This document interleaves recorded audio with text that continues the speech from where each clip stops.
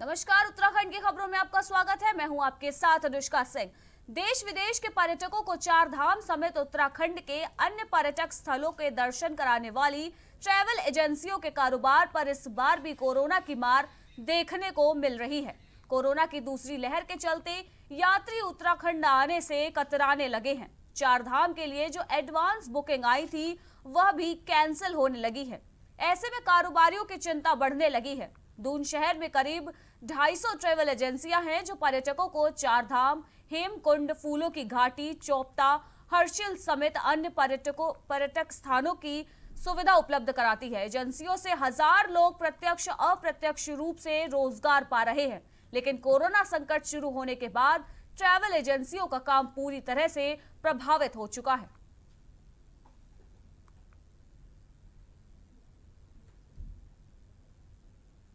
देश में corona virus का संक्रमण तेजी के साथ बढ़ रहा है। उत्तराखंड में स्थित Indian institute of technology Roorkee के 80 छात्र कोरोना की चपेट में आ चुके हैं, जिसके बाद 5 हॉस्टल को सील कर दिया गया है और उन्हें कंटेनमेंट जोन घोषित कर दिया गया है। आईआईटी रुड़की की मीडिया सेल प्रभारी सोनिया श्रीवास्तव ने बताया कि एक हॉस्टल को कोविड केयर सेंटर में बदल गया है। वहीं आईआईटी रुड़की प्रशासन ने छात्रों को अपने कमरों में ही खुद को आइसोलेट करने के भी निर्देश दे दिए हैं। आपको बता दें कि मंगलवार तक 60 छात्रों की कोरोना रिपोर्ट पॉजिटिव आई थी। फिर संस्थान में हरिद्वार जिला स्वास्थ्य विभाग द्वारा आयोजित आरटी-पीसीआर टेस्ट में 20 और छात्र कोरोना पॉजिटिव पाए गए हैं।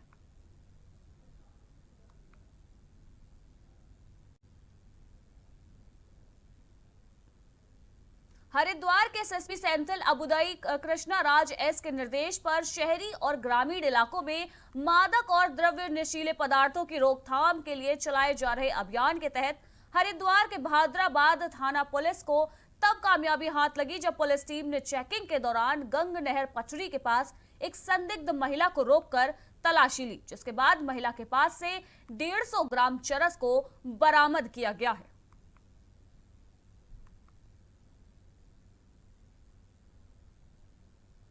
हरिद्वार कुंभ में 5 साल पहले लापता हुई यूपी की एक महिला के वापस मिलने के बाद उसके परिवार की खुशी का ठिकाना नहीं है। बुजुर्ग महिला पुलिस को ऋषिकेश में मिली।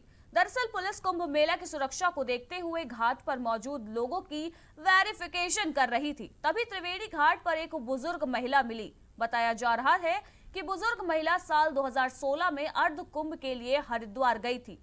जब वह गांव वापस नहीं लौटी तो परिवार ने उसकी गुमशुदगी की रिपोर्ट सिद्धार्थनगर थाने में दर्ज कराई थी। साथ ही न्यूज चैनलों और न्यूज़पेपर्स में भी गुमशुदगी का प्रचार भी किया, लेकिन महिला का कुछ भी पता नहीं चल सका। थक हार कर परिवार वालों ने मान लिया कि महिला अब जीवित नहीं है। वहीं 5 साल बाद उसे जीवित देखकर परिवार बहुत खुश है। ये कुंभ मेला के दृष्टिगत कुंभ मेला पुलिस द्वारा सत्यापन किए जा रहे थे। हमने इनका सत्यापन किया था 11/1/2021 को।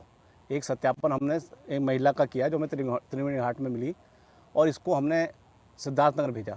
इन्होंने अपना बताया सिद्धार्थनगर गांव नादेपार पोस्ट जोगिया उदयपुर का बताया, तो हमने इनको वहां भेजा इनका जो है सत्यापन करके, और इनको वहाँ से हमें आज ये लोग आए कि ये हमारी माता जी हैं। और ये रुड़की के रामनगर स्थित एक निजी होटल में पहनावा डिजाइनर की ओर से वेडिंग एवं लाइफस्टाइल डिजाइनिंग एग्जीबिशन का शुभारंभ किया गया, जिसमें मुख्य अतिथि के रूप में नगर विधायक प्रदीप बत्रा और समाजसेवी मनीषा बत्रा उपस्थित रही। इस मौके पर नगर विधायक प्रदीप बत्रा ने बताया कि आत्मनिर्भर भारत के तहत महिलाओं को आगे लाने के उद्देश्य से इस कार्यक्रम का आयोजन किया गया है, जो एक बहुत ही अच्छी पहल है।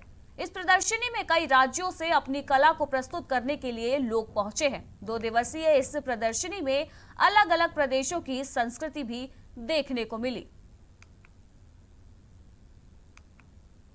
द्वारा और इसके आयोजक रोमा जी द्वारा रुड़की में एक अद्भुत तरह की एग्जीबिशन लगाई गई है और यहाँ पर सभी गुलदस्तों को फूलों के गुलदस्ते भिजवाया गया है और हिंदुस्तान की संस्कृति और सभी स्टेट से मैं समझता हूँ कि यहाँ पर जो डिज़ाइनर्स आए हुए हैं, चाहे वो पंजाब हो, चेन्नई हो, दिल्ली हो, हरियाणा हो, सभी जगह से डिज़ाइनर्स आए हैं और एक अच्छा कलेक्शन, अद्भुत कलेक्शन यहाँ पर देखने को मिल रहा है। और बहुत सारे जो वर्ल्ड फेमस डिज़ाइनर्स हैं, हैंडमेड पेंटिंग्स हैं और जो सूट्स हैं, वो अपने आप में एक यूनिक। चमोली के ग्रामीण विकास केंद्र के तत्वाधान में नाबार्ड बैंक के सहयोग से 4 दिवसीय योग और प्राकृतिक खेती प्रशिक्षण शिविर आयोजित किया गया। शिविर में आर्ट ऑफ लिविंग के योग गुरु बालकृष्णन यादव ने 4 दिनों तक ग्रामीण महिलाओं को योग सिखाया और साथ ही प्राकृतिक खेती के भी गुर बताए। इन 4 दिनों में यहाँ की ग्रामीण महिलाओं ने योग शिविर में बढ़ चढ़कर प्रतिभाग लिया। लिविंग से हैं Shri Shri agriculture and science technology trust से, जिसके माध्यम से नेचुरल फार्मिंग का ट्रेनिंग प्रोग्राम करने के लिए हमें यहाँ शुभ अवसर मिला जो है। और आज उत्तराखंड में हम यहाँ चमोली डिस्ट्रिक्ट में हैं। परम पूज्य श्री श्री रविशंकर जी के द्वारा एक सुदर्शन क्रिया टेक्निक है जो पूरे वर्ल्ड में लोग सीख के अपने जीवन को आनंद और उत्साह के साथ जीवन जी रहे हैं। तो इन सारी महिलाओं ने यहाँ पे कई गांव की महिलाएं आई हैं जो पहाड़ों से, और इन्होंने इसको सीखा है, उसका इनको लाभ मिला है। और हमें बहुत बड़ा सौभाग्य का अवसर जो संस्था है यहाँ जिन्होंने ऑर्गेनाइज़ किया है, उन्होंने ये मौका दिया है इन सब लोगों के पास आके, और हमें सिखा के भी इन्हें बहुत अच्छा लगा है। हम कोशिश ये कर रहे हैं कि प्राकृतिक खेती आध्यात्मिक रूप से कैसे हम लोग इसको एक नए दृष्टि और नए दर्ज से लेके आ सकें, जिसमें हम अपने आप को, जितने भी हम ग्रामीण समाज हैं, इसमें हम अपने आप को एक नई दिशा दे सकें। तो योग शिविर भी इसमें एक बहुत ही बड़ा योगदान रहा, जिसमें 4 दिन की योग कार्यशाला रही। और हमारे गुरुदेव जी जो आए थे, बालकृष्ण आचार्य जी, श्री श्री रविशंकर फाउंडेशन से, तो इन्होंने हमें योग विद्या के माध्यम से और आध्यात्मिक के माध्यम से प्राकृतिक खेती को कैसे हम लोग और सुचारू रूप से कर सकें। तो ये सितारगंज नगर पालिका के सफाई कर्मचारियों ने प्रदेश स्तरीय आंदोलन के समर्थन में देवभूमि उत्तराखंड सफाई कर्मचारी संघ के बैनर तले सांकेतिक धरना प्रदर्शन किया। धरने पर बैठे सफाई कर्मियों ने कहा कि प्रदेश स्तरीय आंदोलन चल रहा है। प्रदेश अध्यक्ष राहत मशीह के आह्वान पर 3 दिवसीय सांकेतिक धरना प्रदर्शन किया जा रहा है। धरना दे रहे कर्मचारियों की मांग है कि सभी निकायों और नगर पालिकाओं में कार्यरत पर्यावरण मित्र मोहल्ला स्वच्छता समिति के कर्मचारियों को नियमित किया जाए। सफाई कार्य से ठेका प्रथा पूरी तरह से बंद होनी चाहिए।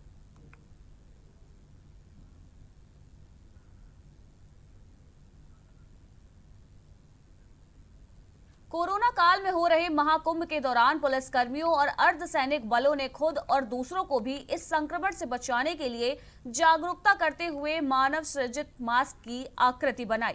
साधु संत भी इसके गवाह बने। आकृति को इंडिया बुक ऑफ रिकॉर्ड में भी दर्ज किया गया। गौरीशंकर स्थित पार्किंग स्थल में पुलिस और अर्धसैनिक बल के जवानों ने एक कार्यक्रम के दौरान मास्क की आकृति बनाकर 2 गज दूरी, मास्क है जरूरी का संदेश दिया। दावा किया जा रहा है कि हरिद्वार में बनाई गई यह आकृति इतिहास में सबसे बड़ी मानव सृजित मास्क की आकृति है। इसको इंडिया बुक ऑफ रिकॉर्ड में दर्ज करने के लिए इंडिया बुक ऑफ रिकॉर्ड की ओर से जज वीरेंद्र सिंह और समन्वयक संदीप विश्नोई भी वहां मौजूद रहे।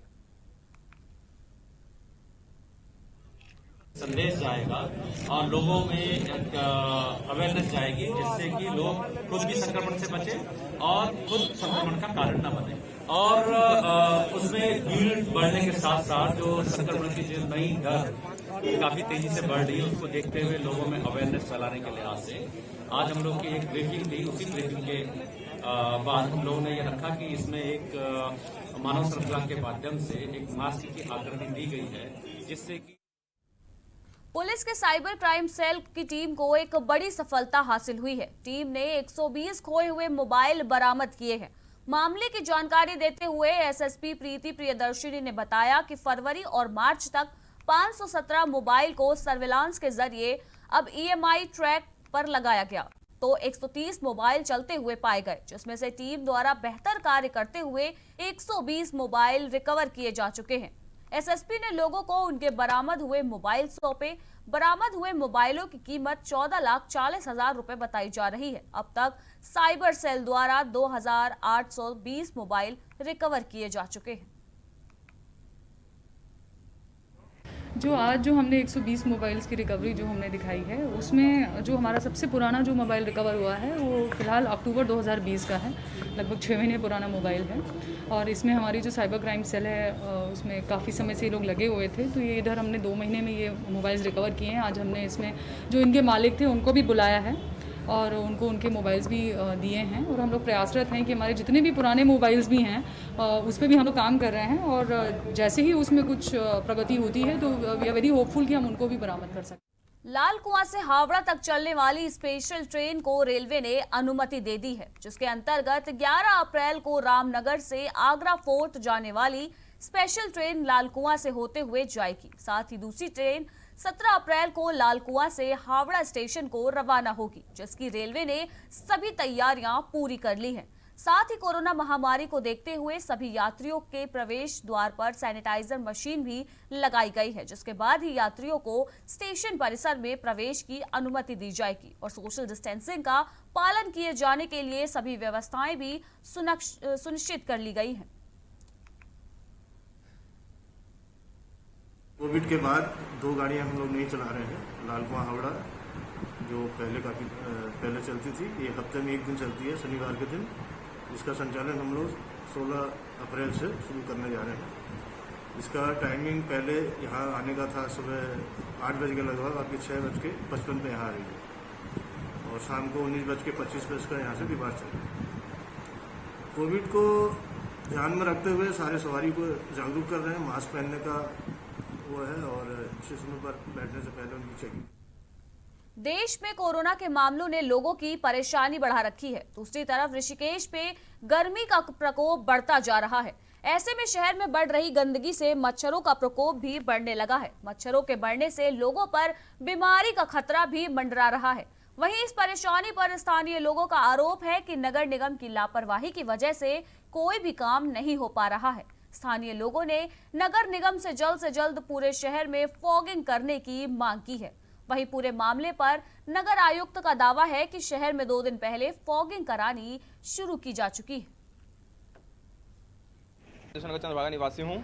यहाँ पे समस्या हमारी सर एक नहीं काफ़ी समस्या है यहाँ पे सर। सबसे बड़ी समस्या तो एक जो ये मार्केट का पूरा गंदा पानी आता है, जो कि सीधे चंद्रभागा नदी में ही यहाँ पे आके सारा गिरता है, और यहाँ पे ना कोई निकासी है इसकी, ना इसका कोई समाधान है। ये सीधे जाके यहाँ से गंगा जी में जाके मिलता है, और इतनी गंदगी है यहाँ पे, ना कोई इसकी सफाई है, और इसमें इतने मच्छर हैं कि मतलब यहाँ बैठा नहीं जा सकता है। और इतनी गंदगी यहाँ पे, ना कोई सफाई करने वाला कोई आता है यहाँ पे, ना कोई इसकी सफाई करता है। और हम 1-2 बार गए भी बोलने के लिए अधिकारियों से, लेकिन कोई सुनवाई नहीं है हमारी इसमें। मैं चंदेश्वर नगर से हूँ, और यहाँ पे समस्या सबसे बड़ी ये है कि यहाँ गंदा नाले का पानी आता है और पानी इकट्ठा रहता है, सफाई के लिए कोई आता नहीं है। पानी जमा होने के कारण यहाँ मच्छर बतेरे पनप जाते हैं, और जो हमें यहाँ बैठने नहीं देते। और इस समय मच्छरों से कई प्रकार की बीमारियाँ हो रही हैं, जैसे डेंगू हो गया, मलेरिया हो गया, या और अन्य प्रकार की बीमारियाँ जो है यहाँ घात लगाए बैठी है हम लोगों के लिए। कोई समस्या नहीं। एक्चुअली पहले कुंभ से ये था कि कुंभ से हमें फॉगिंग के लिए जो भी उसमें उपकरण हैं या केमिकल हैं, कीटनाशक दवाएं कुंभ से मिलेगा। लेकिन फिर ये हुआ कि कुंभ के जो सेक्टर हैं उन सेक्टरों में ही कुंभ के द्वारा किया जाएगा। तो हमने नगर निगम ने 3-4 तारीख से शुरू कर दिया है। हम सारे अपने जो बाजार हैं, गली हैं, वार्ड हैं, उसमें अब नगर निगम स्तर से उसमें फॉगिंग की जा रही है। आप देख रहे हैं, कल भी हमने फॉगिंग करी, परसों भी करी, तो फॉगिंग की कार्रवाई की जा रही है। और इसी के साथ उत्तराखंड की खबरों में फिलहाल इतना ही। देश दुनिया की बाकी की तमाम खबरों के लिए देखते रहिए प्राइम टीवी। नमस्कार।